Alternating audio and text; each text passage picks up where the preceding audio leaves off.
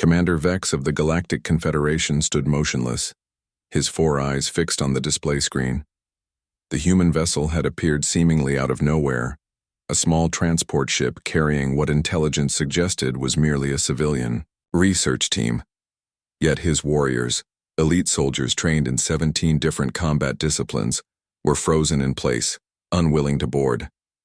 "Commander," his second-in-command whispered, voice trembling, "the readings must be wrong. No sentient species could survive such conditions." The data scrolling across their screens defied belief.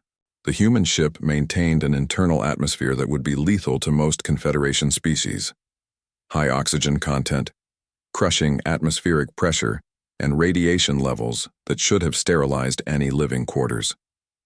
But what truly unnerved them was the temperature, a blistering 22 degrees Celsius. "They keep their ships at what temperature?" asked Trell, the youngest warrior, his protective scales rippling in distress. "It's accurate," confirmed Vex, "and according to our intelligence, they consider this room temperature comfortable." The boarding party exchanged glances through their environmental suits. Even triple-layered, these suits could only protect them for 30 minutes in such hellish conditions. "Remember your training," Vex commanded, though his own limbs felt stiff with apprehension. "The humans call their homeworld Earth, but the Confederation classifies it as Deathworld 7. Their biology is adapted to conditions we can barely comprehend." The intelligence briefing had been thorough, yet nothing could prepare them for the reality of encountering humans. The Confederation had only recently discovered Earth, a planet that should, by all reasonable metrics, be uninhabitable. Instead, it teemed with life, much of it lethal. The boarding party sealed their suits and prepared the airlock. Their mission was simple: secure the human vessel and confiscate the illegal star charts they were suspected of carrying. "Standard procedure for smugglers. Remember," Vex added as the airlock hissed open, "no lethal force unless absolutely necessary. Humans are classified as a protected species due to their unusual resilience. They may not even realize they're violating Confederation law." The first steps onto the human vessel felt like entering an oven. Despite their suits, the warriors could feel the oppressive heat. The ship was small by Confederation standards, a utilitarian design with narrow corridors and practical furnishings. "Life signs ahead," reported Trell, checking his scanner. 1. Human, in what appears to be their communal area. They moved cautiously, weapons drawn but set to stun. The door to the communal area slid open automatically, revealing a scene that stopped them in their tracks. A human male sat at a table, casually, drinking from a steaming cup. Steam. The liquid was so hot it was evaporating, yet the human was consuming it voluntarily. On the table sat a bowl containing vibrant red fruits. "Hello there," the human said pleasantly, seemingly unfazed by the armed boarding party. "Name's Jack. Can I help you folks with something?" Vex stepped forward, his translator converting his clicks and whistles into human English. "We are a Confederation enforcement unit. Your vessel is suspected of carrying unauthorized navigational data." Jack raised his eyebrows. "Is that all? You could have just asked." He took another sip from his steaming cup. "Would you like some coffee? Just made it fresh." The scanner in Trell's hand began beeping urgently. "Commander, that beverage is nearly 100 degrees Celsius." Jack looked confused. "Yeah, just below boiling. Perfect brewing temperature." He gestured to the fruits. "Or maybe some chili peppers. Grew them myself. Medium heat, nothing too spicy." Vex's translator struggled with the concept. Spicy registered as containing caustic compounds that cause pain upon consumption. "You eat things that cause pain?" Trell asked, unable to hide his horror. Jack laughed. "For fun, yeah.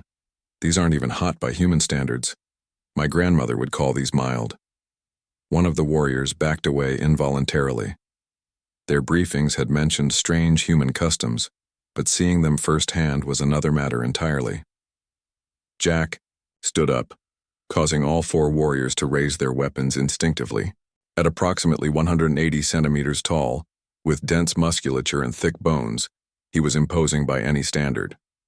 The scanner showed his internal body temperature at 37 degrees Celsius, practically feverish by Confederation standards. Whoa, easy. There, Jack said, raising his hands. Look, if there's some kind of paperwork problem, I'm happy to sort it out. No need for all this.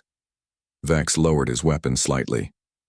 Our intelligence suggests you recently visited the Proxima system, which is restricted to non-Confederation species. Oh, that, Jack shrugged.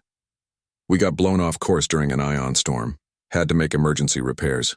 Didn't realize it was restricted. We're still pretty new to interstellar regulations.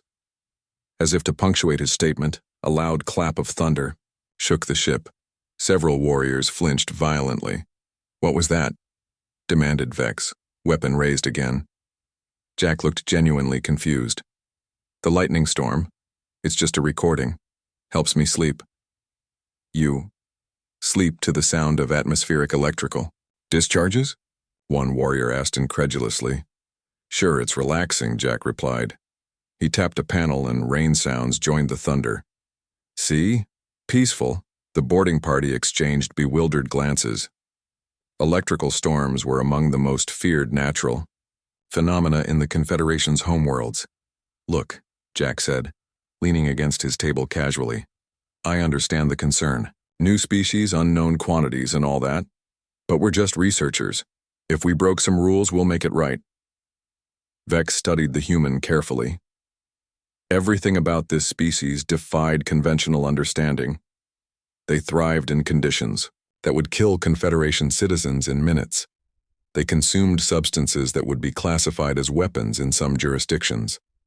They found comfort in sounds that triggered panic responses in most sentient beings. And yet, here was this, human, speaking reasonably, offering cooperation. We will need to confiscate your navigational data from the Proxima system, Vex said finally, and issue a formal warning. Jack nodded. Of course. I'll get the data crystal. He moved to a console, typing commands. As he worked, he casually picked up one of the mild chili peppers and bit into it, causing Trell to flinch visibly. In that moment, Vex understood why the Confederation's highest council had issued special directives regarding humans. It wasn't just their physical resilience or their ability to survive on a death world. It was that they did so with such nonchalance. What humans considered ordinary, the rest of the galaxy considered terrifying. And any species that could make such environmental extremes seem routine was not one to be underestimated. As they left the human vessel with the data crystal, Vex found himself hoping that the Confederation and humanity would remain on peaceful terms, because he couldn't imagine what humans might consider extraordinary.